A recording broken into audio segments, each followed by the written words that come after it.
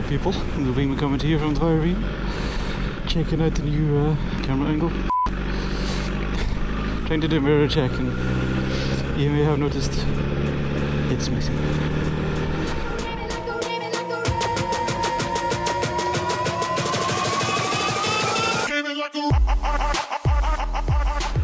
Yeah, so the first time ever in all the years that I've been riding, I hit a pedestrian.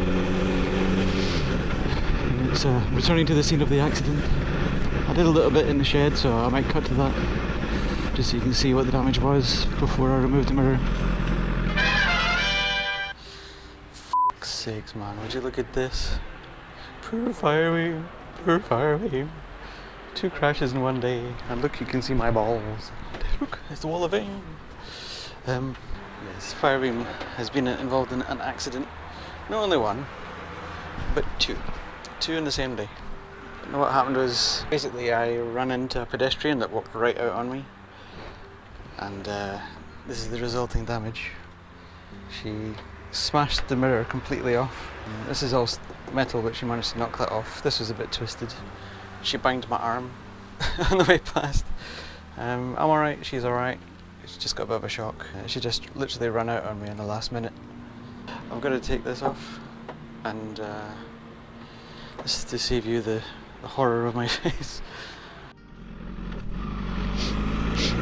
Yeah, it was up here in Egham.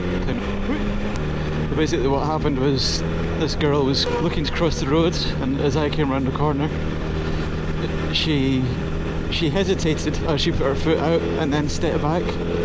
I instinctively braked just like that, just scrubbed off about 5 mile an hour speed, or a few mile an hour, and then she stepped back, so I released the brake. But what happened was, on the other side of the road, this guy that was in a Toyota 4x4 thing, some big like pickup truck thing, basically she was watching him, and he slowed right down, she was watching him, and then he nodded and waved her across, and she just ran. And I was about 20 feet from her, if that. And because I was still kind of I'd stopped braking, but my hand wasn't properly back on the throttle.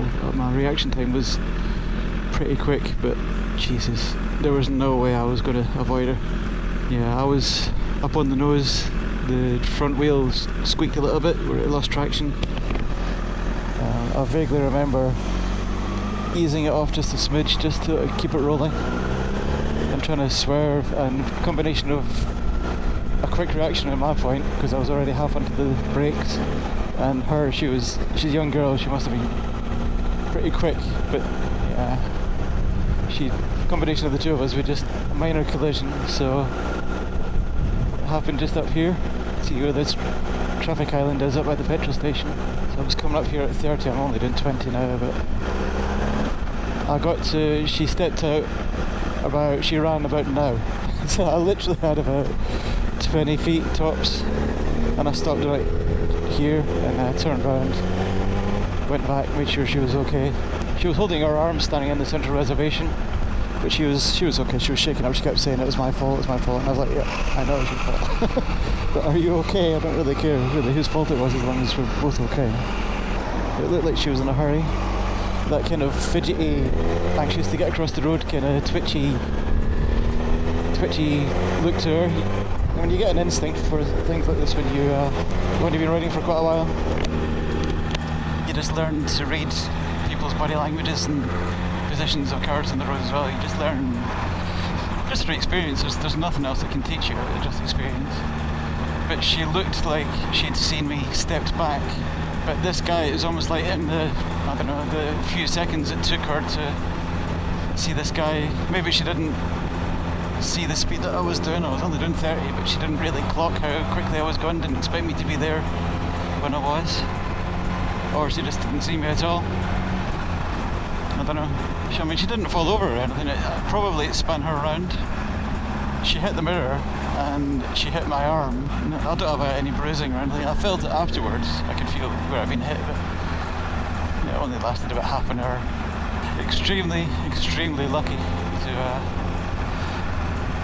that was all it was. I swear to God, I thought I was going to go right through her. So there's a certain amount of automatic piloting where I was not in control. Jesus was at the wheel. And also her quick reactions, because she was quite young, she was late teens, so she moved her arse pretty quick.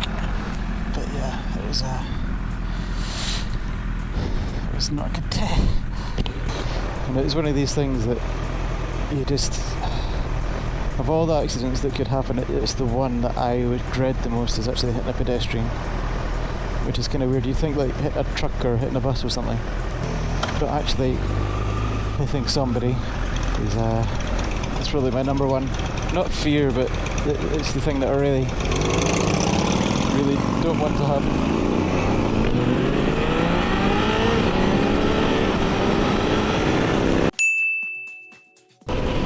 So the annoying thing about this was, or rather when I went back to where I keep the bike, in the car park there's a hard left-hand turn I'm going to make, and when I did it, where the wing mirror was just there, it caught in the handlebars and it pulled the front brake. So slow speed turning, full lock, pull the brake, I just went down like a sack of shit. So 2 accidents in one day, and even though I was only doing like 2-3 miles an hour, the only thing that hit the ground really was my hand, and it just shows you the importance of wearing gloves. I mean, I probably rolled over onto my side, I can't remember, I was too busy cursing and abusing my ability to not ride a motorbike very well. And it was just so frustrating. It was literally 20 feet from the end of journey and I just f***ing dropped it at 2 miles an hour. Just what you need. Cheers, big ears. So yeah, that was Monday. It's now Wednesday, it's Lumi's bike night. So I would have left a bit earlier, it's getting towards twilight now. Because the bike was over on its side, the first thing I did was I hit the kill switch, and I never hit the kill switch normally. So I was trying to start the bike and it just wouldn't start. I couldn't figure out why. The batteries on these don't last particularly well, so I managed to crank it about 3 times before it was running out of juice. So I had to kind of stand by the side of the road and wait for some random stranger to come past and then ask for a bump start. Got me going again. So I've been having a great old time. So with this accident, I mean, there was a certain amount of it I had no control as far as what was going on, and there's so much of it was automatic reaction. It's testament to the tyres that I've got. These are Rosso Corso on the front, and I've got the Rosso 2, which is the slightly harder compound on the rear. Thank you. Had enough of that for 1 week, thank you. And I've got was it EBC? I think, yeah, the EBC yellow stuff pads, braided hoses, and probably more importantly than that is the OMCC track day that I did like a week or 2 weeks ago. I mean, at the end of the straight, I was topping over about 180 and having to haul on the anchors and feeling how hard the bike could brake. That experience spilled over into that emergency situation I had on Monday. So without that, I don't know what would have happened. I mean, possibly it would have been the same result, but all I know is that I don't think I braked that hard as when I was on the OMCC day. I was expecting to wipe out, or at least the back wheel to come right up in the air, but neither of that happened. It was just, I suppose, yeah, also the suspension, they were revalved with K-Tech internals, so the control of the bike as it was under heavy braking was just no ABS on this bike, no technical bits and bobs other than electronic fuel injection and the loose nut behind the wheel. It's weird having to do shoulder checks all the time. Oh, this is going to make you really bumpy.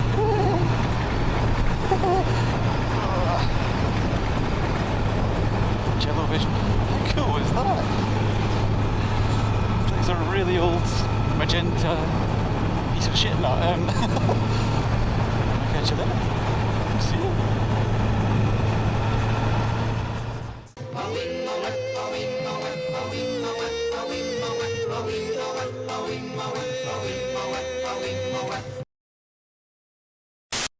Oh look, there's me.